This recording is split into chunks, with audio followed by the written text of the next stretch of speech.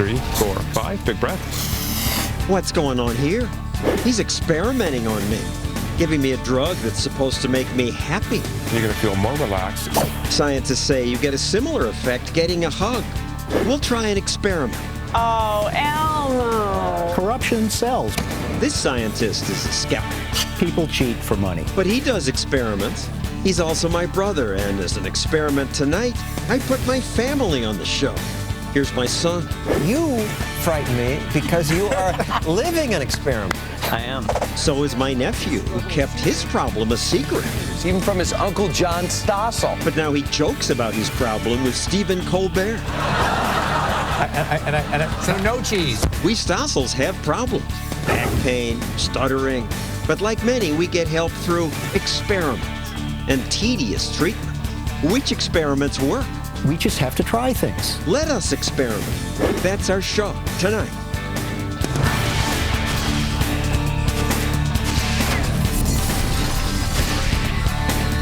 And now, John Stossel. This TV show is about ideas. I don't want to bother you with my personal problems.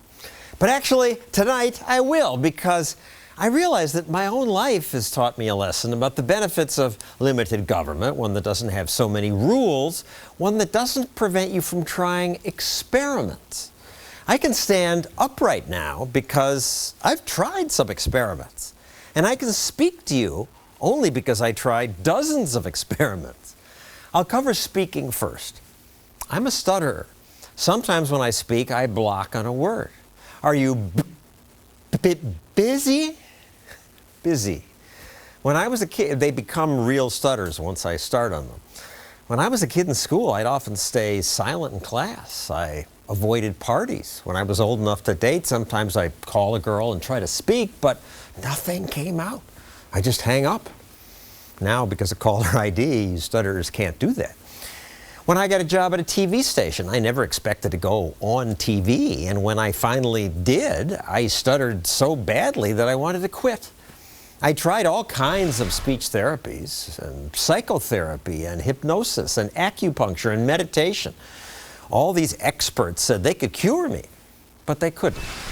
Until finally I got help from a clinic in Roanoke, Virginia, an intensive 3-week program that reteaches stutterers how to speak.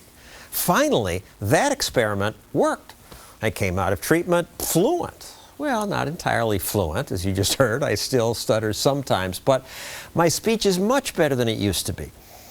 I'd play you my before and after tapes from the clinic, but they were lost in the Roanoke Valley flood. So let's look at someone else's before tape. One of the potential difficulties. Just a few years later, Fire Dawson was a regular on a TV game show where she spoke fluently. Well, this one guy invited me on this trip. It was supposed to be so romantic.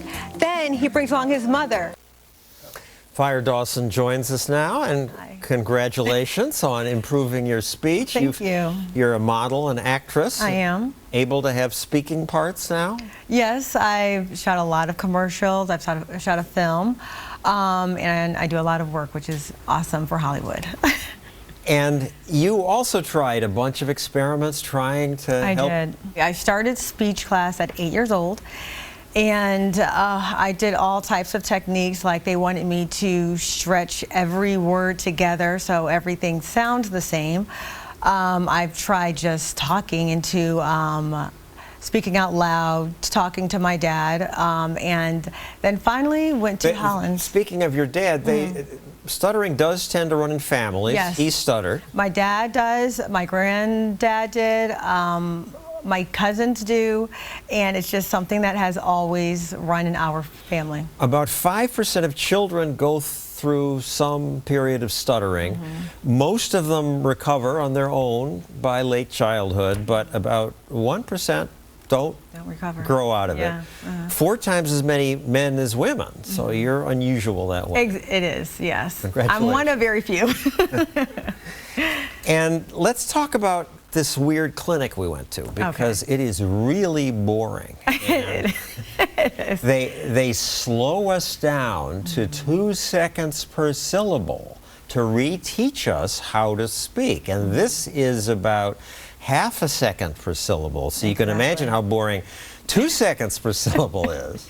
It takes a long time to have a conversation. But they retaught us how to breathe and speak. And that was one of the things that takes a while to understand, which we hear what a normal conversation is from another person. And which is really very fast. Exactly. And we want to copy that. And so we're forcing words out rather than thinking of how are we saying the words and how our throat and how everything works for us.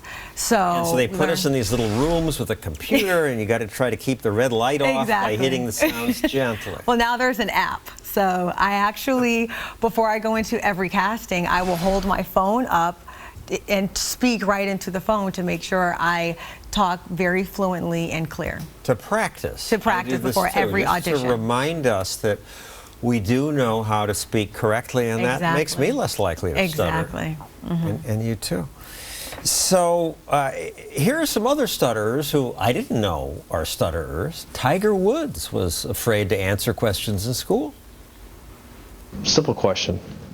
Was the most frightening thing you could possibly have happen if you can't speak it? Shaquille O'Neal. The teacher always used to call on students in the class. I'd be sitting there like, please don't call me. I'm going to read it, I'm going to start it, everybody's going to laugh at me. And you probably know who this guy is. It's the most debilitating thing. I mean, people, it's hard to ask you to go to the prom, and they look at you and they go, this must be, this guy must be an idiot. Well, I have my own political opinion about that, but he went on to say that in Latin class his nickname became Joe Impedimenta.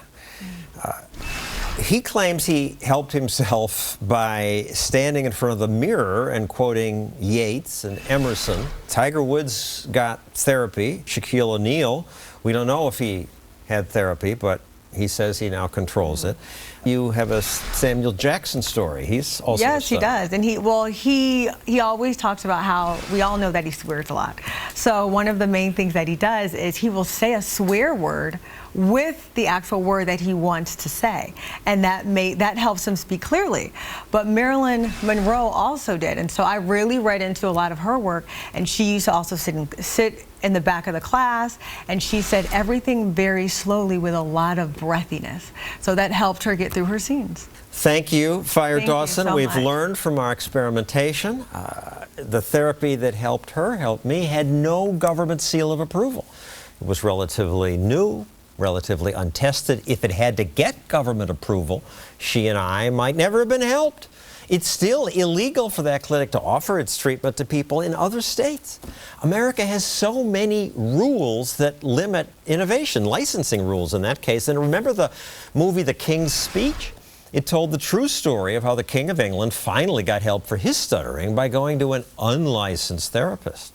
The King's licensed experts told him he'd speak better if he'd smoke a cigarette. My physicians say it relaxes the throat. They're idiots. They've all been knighted. Makes it official, then. At first, the king criticizes his new speech therapist. No training, no diploma, just a great deal of nerve. Lock me in the tower. The king decides to go ahead with the therapy anyway. Hey, he's the king. He can break the rules. And the unlicensed therapist helped him. Here's one other unlicensed therapy that's even stranger, but as an experiment, I tried it, and what a difference it's made in my life. For years, I had crippling back pain. I've spent years on my back, doing phone interviews, talking to Barbara Walters, whatever, because I thought lying down might be less of a strain on my back. That was a report on my back pain I did years ago. I took my x-rays to this doctor. On my x-ray, I had real stuff, some disc problems, a crack. Yes, and they are normal. Normal? That's what that doctor, John Sarno, said. He claimed most of what orthopedists and other so-called experts say about back pain is wrong. I was skeptical, but he got my attention when he said, how come everyone started getting back pain after ulcers got cured?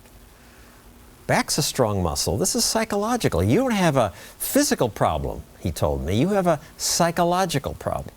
And I resisted that claim, but when I saw that Howard Stern, of all people, said my life was filled with excruciating back pain till I applied Dr. Sarno's principles, in a matter of weeks my pain disappeared, I owe Sarno my life. So I went to one of Dr. Sarno's lectures where he meets with groups of people in pain, and we all say, how can this be true? My other doctor said I have this or that. It's got to be physical. And then some other people he helped would speak out about how they got rid of their pain by mostly ignoring it. Attending one lecture and reading Sarno's book about this changed my life. I still get back spasms, but I ignore them and they gradually go away. And to this day, people come up to me in the street and say, I saw that YouTube clip of your back pain story years ago, and it changed my life. A few told me they used to be in wheelchairs, but now they were walking. I know this is hard to believe, that a lecture or book could change so much, but it did for me. Here's another man who was once paralyzed with back pain. In early July 2011, my back muscle seized up and threw me on the floor. So it's Tuesday, it's Wednesday, day 6 is Thursday. This is day 7. I was stuck there for weeks, unable to move, literally on the floor of my office. So I called Dr. Sarno. That was Michael Galinsky. He's also a filmmaker who's making a documentary about pain and his own experience with Dr. Sarno. You were skeptical too, but desperate. Well, I was skeptical, but I actually also had a basis for belief because my father had read the book in the 80s and gotten better after having had an ulcer. So I read the book, and I saw my father on the pages, I saw my brother on the pages, I saw myself. And explain the logic, because Dr. Sarno says I do a lousy job explaining. If you believe that it's a physical problem and a structural problem, it's a distraction for the repressed emotions that might come up. And if you stick on that idea, you won't get better. But if you simply embrace the idea that it's not a structural problem, you get rid of the fear. And fear is a really driving factor of this. And the emotion could be anger or anxiety, a number of things. With his patients, he typically describes someone who is a goodist, someone who's always trying to do for others, often at their own expense. High achieving, but also at the expense of their own needs. So, for instance, high achieving, but also making sure they get up early to move their mother's car so she doesn't get a ticket. Well, I never did that. My brother is a fancy Harvard doctor who I trust, and he had similar back pain. He tried the treatments recommended by his fellow fancy doctors. He even spent time hanging by his neck in this weird traction device. When I told him, Dr. Sarno said he was probably an angry man whose repressed rage may have gone straight to his back. He said this. If anybody told me this was all in my head, my rage would not be repressed. What do you have to lose? Why not go to Sarno? Try it.